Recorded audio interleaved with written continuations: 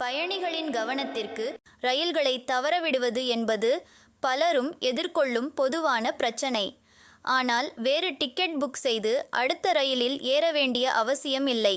அதற்கு பதிலாக இந்திய ரயில்வேயின் விதிகள் உள்ளன.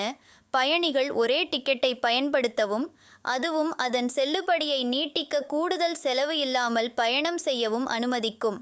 அடுத்த 2 நாட்களுக்குள் பயணிகள் பயணத் தேதியை நீட்டித்து ரயிலில் ஏறலாம். ஆனால் இவை அனைத்தையும் செய்ய சில விதிகளை பின்பற்றப்பட வேண்டும். இதுபோன்ற சூழ்நிலையை நீங்கள் எப்போதாவது சந்தித்தால் டிக்கெட் சேகரிப்பாளரை தொடர்பு கொண்டு சம்பவம் பற்றி அவருக்கு தெரியப்படுத்தவும். புதிய டிக்கெட்டை பெற உங்களுக்கு அவரால் உதவ முடியும்.